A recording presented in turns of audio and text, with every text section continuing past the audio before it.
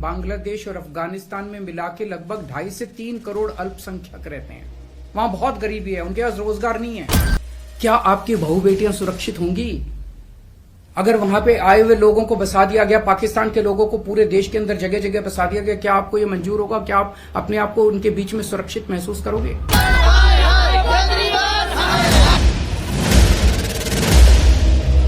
आज तक हमने क्या किया बोलिए? 2011 से आए हुए हैं, हमें 12 साल हो गए दिल्ली में रह रहे हैं। हमने कोई ऐसी चोरी की हो या हमें कोई ऐसा वो कांड किया हो, हमें आके बता दीजिए कि ये आपने कांड किया है। ये बोलता है इसको नागरिकता नहीं दी जाए, ये डाकू लोग है। हम क्या दिल्ली में हमने डाका मारा है, इसका क्या छीना है केजरीवाल से? जो हमारी नागरिकता बनने जा रही है तो वो उसने कैसे सोच लिया? झूठा जज की सोचा, जज के घर के नजदीक हमें है तो हमें उसने पत्ता नहीं लिया। उसने चोर कैसे कह दिया हमको?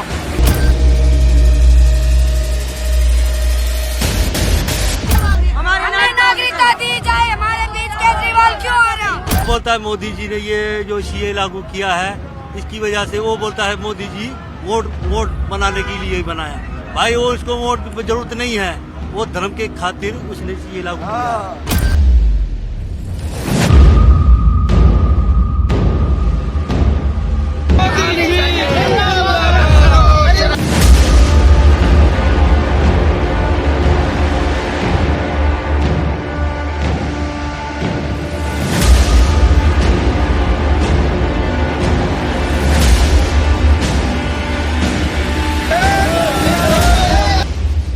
देश नहीं झुकने देंगे में बहुत बहुत स्वागत आप सभी का। मैं हूं आपके साथ अमन चोपड़ा।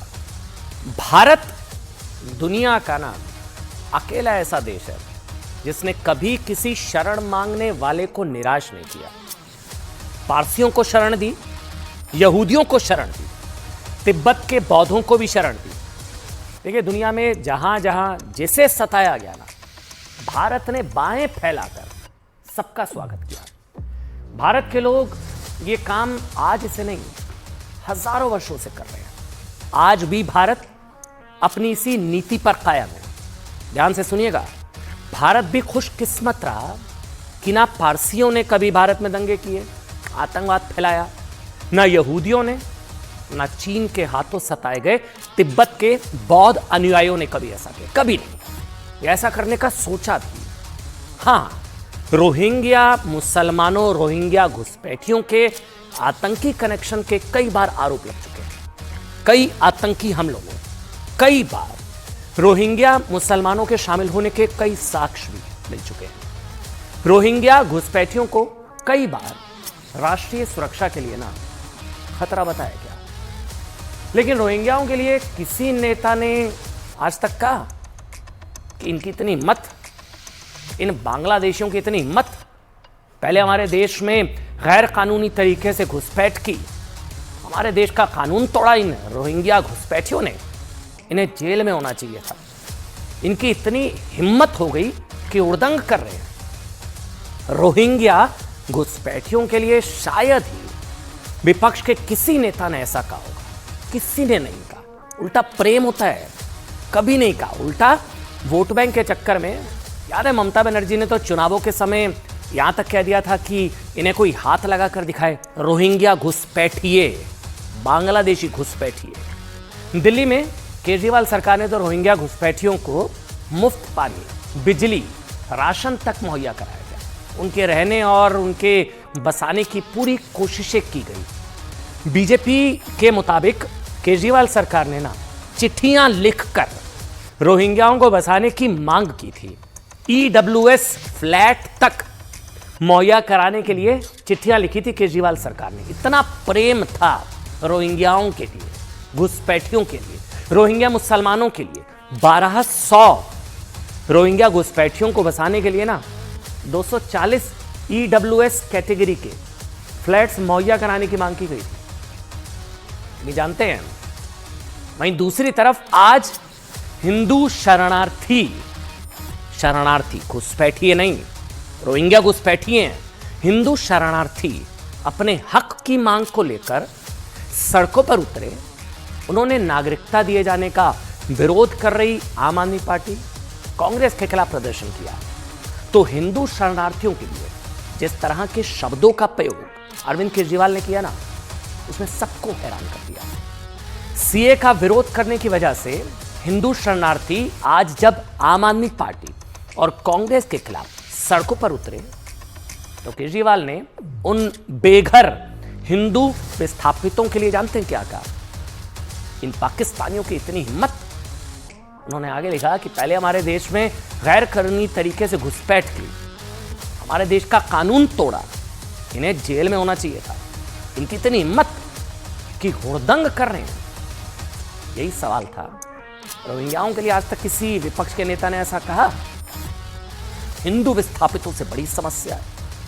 देखिए, आप कोई केजरीवाल जी से पूछे कि पाकिस्तान, बांग्लादेश या अफगानिस्तान से सताए हिंदू, सिख, बौद्ध, पारसी या जैन पर दंगों में शामिल होने के, आतंकवाद फैलाने के आज तक कोई आरोप लगे हैं?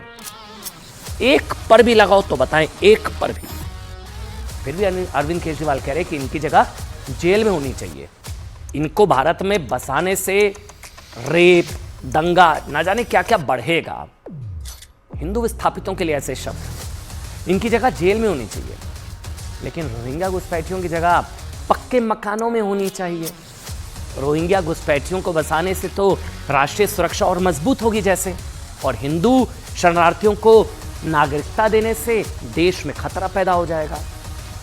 जानते हैं, अरविंद केजरीवाल तो यहां तक कह रहे हैं कि सीए लागू होने के बाद से भारत में शरणार्थियों की भीड़ लग जाएगी।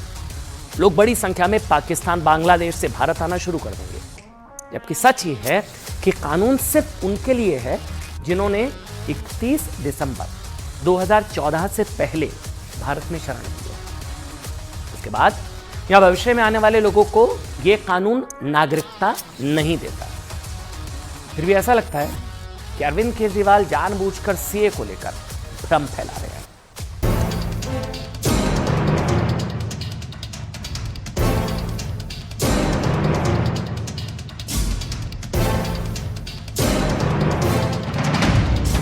देश में नागरिकता कानून लागू होने के बाद तमाम पार्टियों ने विरोध किया, लेकिन दिल्ली के सीएम केजरीवाल ने प्रताड़ित होकर भारत की शरण में रहने वाले लोगों पर ऐसा बयान दिया है जिसके बाद दिल्ली की सड़कों पर घमासान मच चुका है।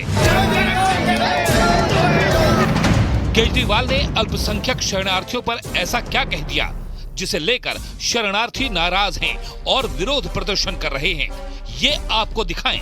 इससे पहले देखिए दिल्ली की सड़कों पर सैकड़ों शरणार्थियों का हुजूम जो केजरीवाल के बयान से नाराज है।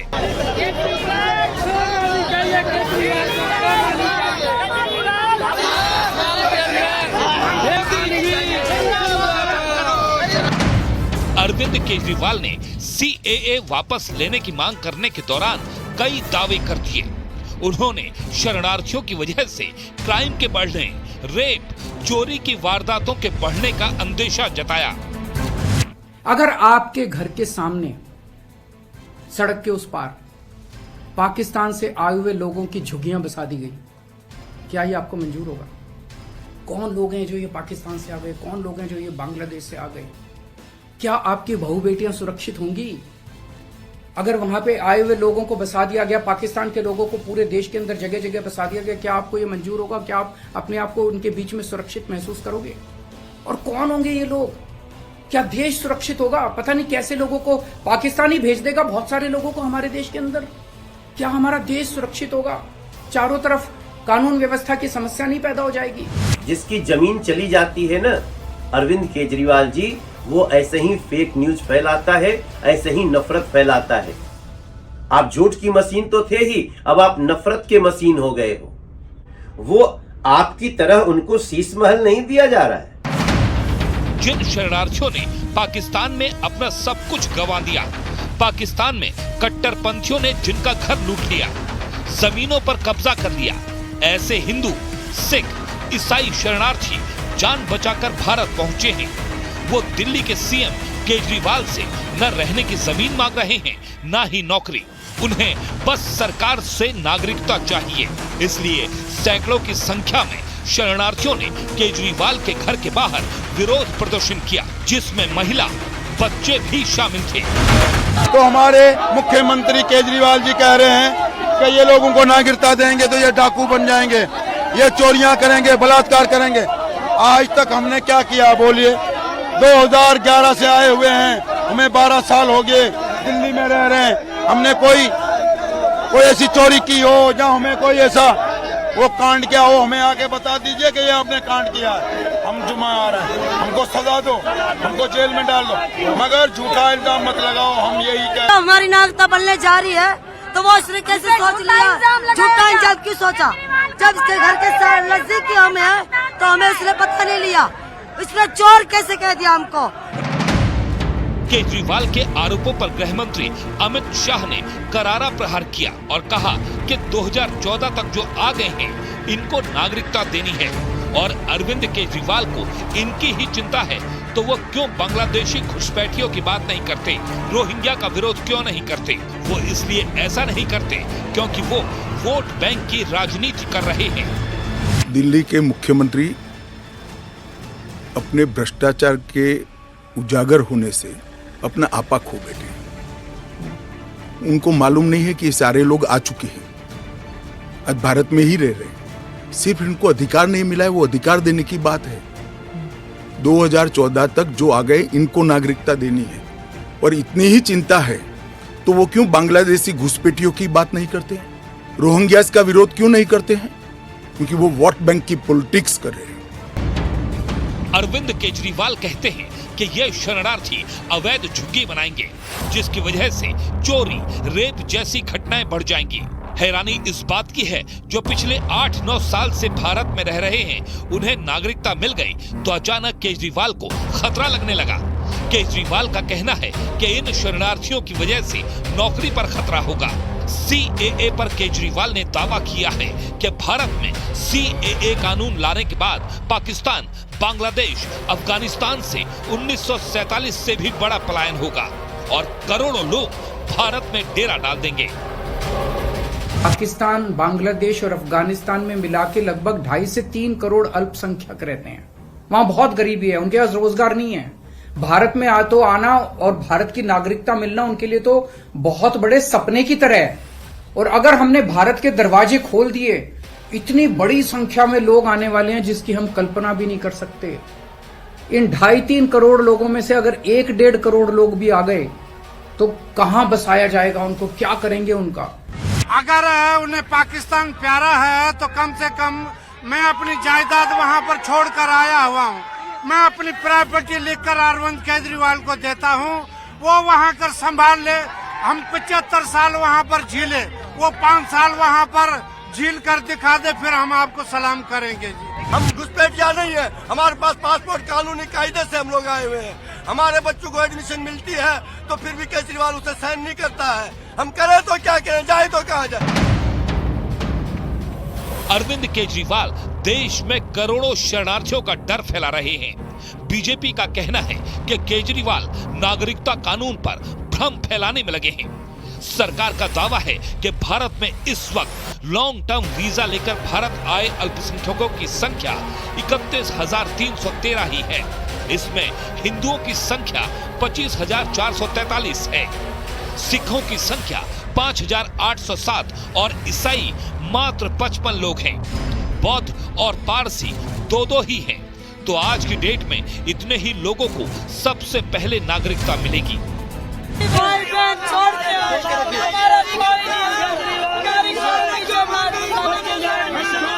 को नागरिकता चाहिए, नागरिकता चाहिए। मोदी कर रहा तो हमारे लिए अच्छा कर रहा है। केजरीवाल को क्या आग लग रही है?